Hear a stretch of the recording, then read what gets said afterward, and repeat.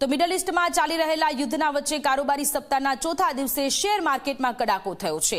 Middle ઈસ્ટમાં ચાલી રહેલા યુદ્ધની અસર જોવા મળી। સેન્સેક્સમાં 800 પોઈન્ટથી વધુનો ઘટાડો થયો છે। નિફ્ટી 50માં પણ 250 પોઈન્ટથી વધુનો ઘટાડો થયો છે। મિડલ ઈસ્ટમાં ચાલી રહેલા યુદ્ધના વચ્ચે શેર માર્કેટ ધડામ દઈને પડ્યું છે। નિફ્ટી 50માં 50 પોઈન્ટ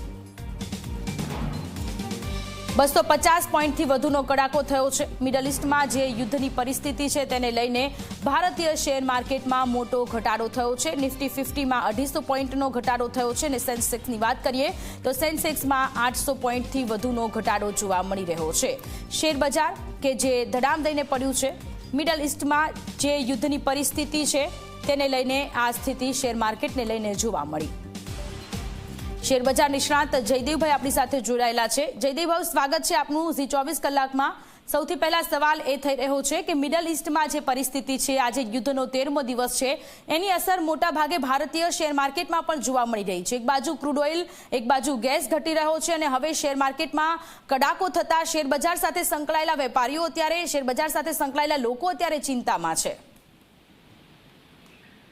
બિલકુલ, મિડલ ઈસ્ટ ખાતેની જે પરિસ્થિતિ છે અને આજે 13 દિવસ થયા પછી પણ આગળ ઉપર એવું નથી દેખાતું કે યુદ્ધની પરિસ્થિતિ ટૂંકા ગાળે હળવી થશે। કારણ કે ખાડી દેશોમાં જે પરિસ્થિતિ ઉદ્ભવી છે અને આંતરરાષ્ટ્રીય લેવલે ક્રૂડના ભાવ અત્યારે આસમાને પહોંચી ચૂક્યા છે। આજના કારોબાર દરમિયાન પણ જોવા જઈએ તો આંતરરાષ્ટ્રીય લેવલે જે બ્રેન્ટ ક્રૂડનો ભાવ છે તે $106 પાર આવી ચૂક્યો છે, જે ભારત જેવા અર્થતંત્ર માટે ટૂંકાથી મધ્યમ ગાળે ખૂબ જ નકારાત્મક સમાચાર ગણી શકાય।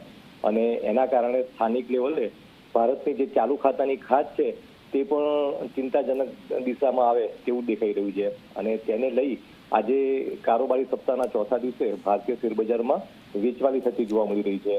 ત્યારબાદ આપણે ગેસની વાત કરી તો ગેસની પરિસ્થિતિ પણ સ્થાનિક લેવલે ખૂબ જ ચેલેન્જિંગ ભર્યો સમય પસાર કરી રહી છે અને ઘણા બધા ફ્રન્ટ ઉપર, ખાસ કરીને ઇન્ડસ્ટ્રીયલ ફ્રન્ટ ઉપર તેમાં મોટું ડેમેજ જોવા મળી રહ્યું છે અને કોમર્શિયલ વપરાશમાં અને ઘરગથ્થુ વપરાશમાં પણ જો આ રીતની પરિસ્થિતિ ચાલુ રહે તો હજી પણ ખરાબ પરિસ્થિતિ જોવા મળે તેવા સંજોગો નિર્માણ થઈ રહ્યા છે। તો આ વાતનું એક નેગેટિવ રિફ્લેક્શન આજે ભારતીય શેરબજારના કારોબારમાં પણ જોવા મળી રહ્યું છે અને સેન્સેક્સ, નિફ્ટી અને બેંક નિફ્ટીમાં જોરદાર વેચવાલી જોવા મળી રહી છે। જી, આભાર આપ અમારી સાથે જોડાયા તે બદલ।